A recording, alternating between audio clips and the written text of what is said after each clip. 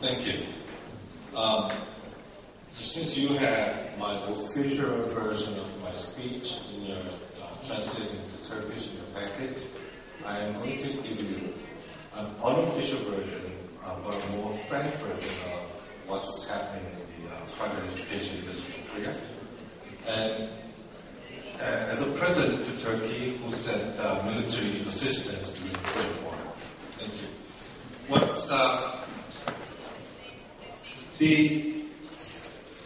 I know there's a debate going on in Turkey about the usefulness of private education versus public education, whether it should be complementary or it should be something else.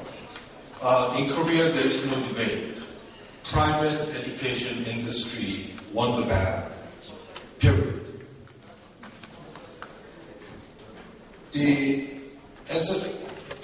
I'll give you some examples or proof why I can claim that the private education industry has won the battle. In Korea, private education industry is estimated to be $18 billion a year market. $18 billion. There's a translation error in your thing. It says 18 million, but it's 18 billion. Over 70% of all elementary, middle, and high school students attend private education institutions. Korean children spend, on average, 6 hours a day on top of public education between 4 p.m. to 10 p.m. every day, 5 to 6 days a week. Yes, I know you're cringing, yeah, but it's true.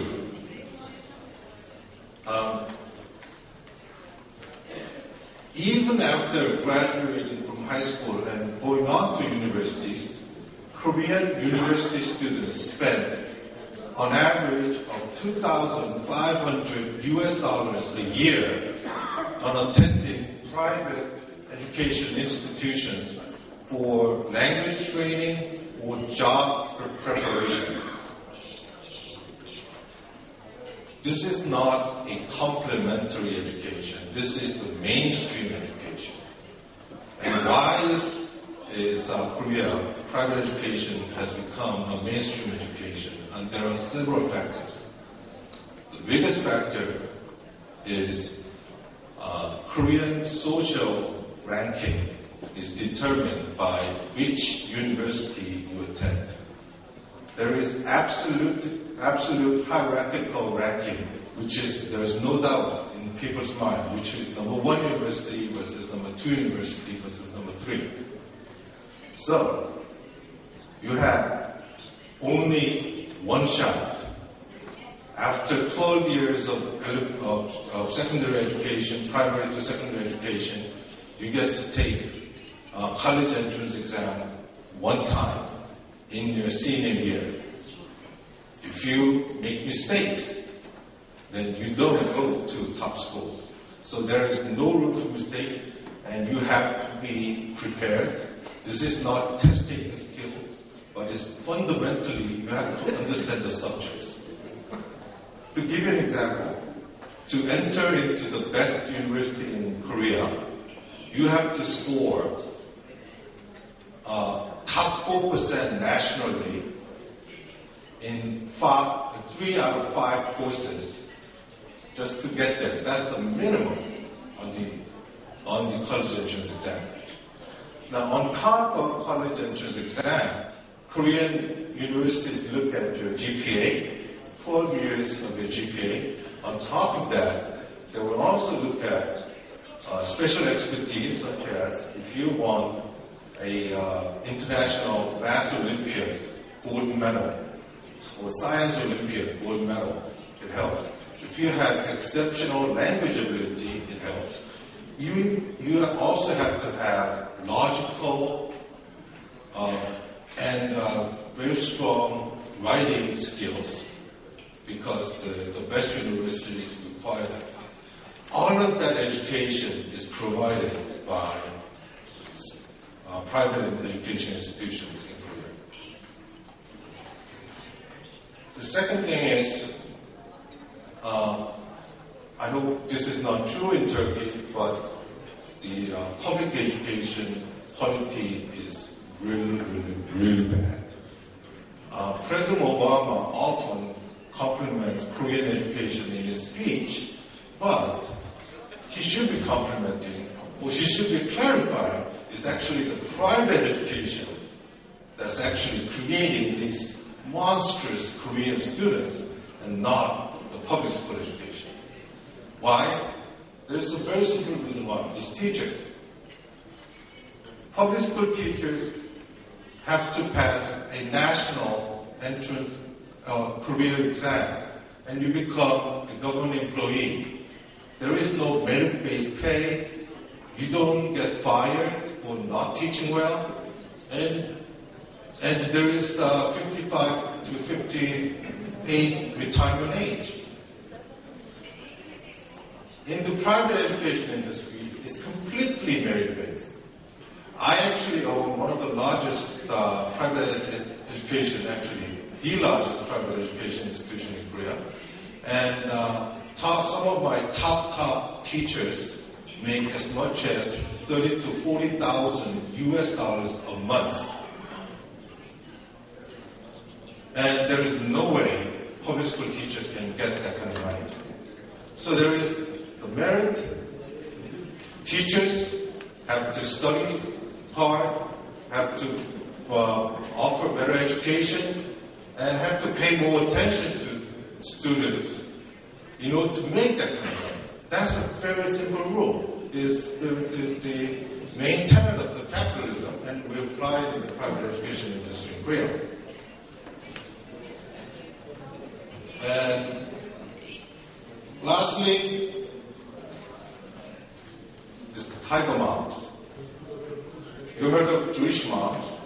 Tiger moms are 10 times worse and 20 times more aggressive than Jewish moms.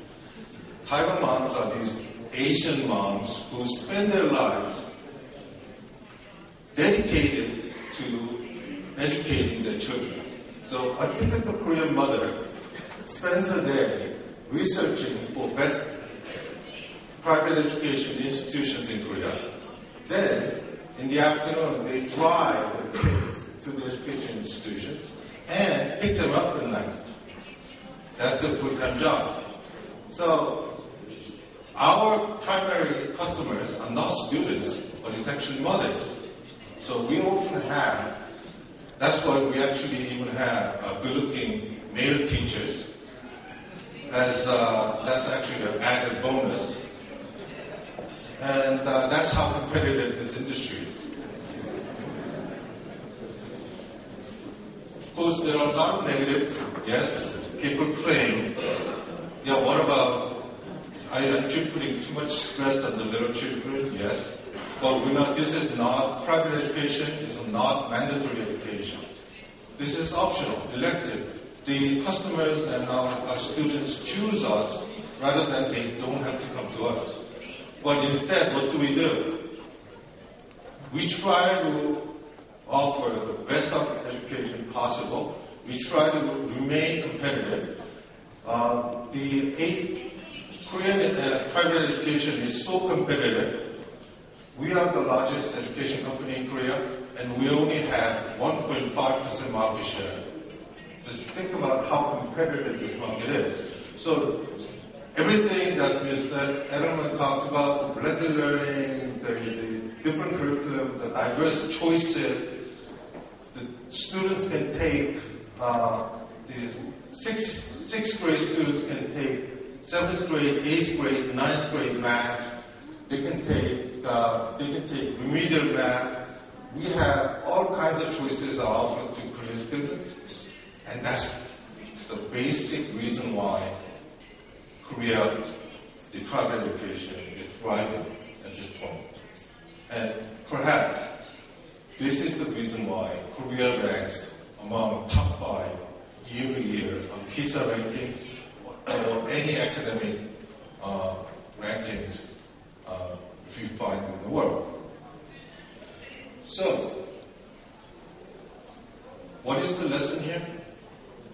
The lesson is no longer about, the question should not be whether it should be private or whether it should be public.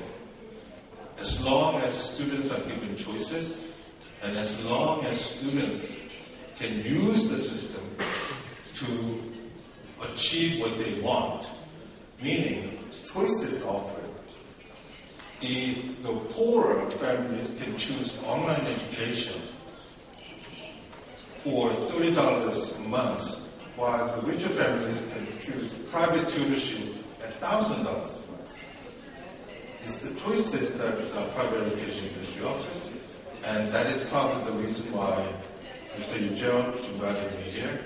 And please do not, if you have any friends at the Korean government, please do not tell them about my speech. Thank you.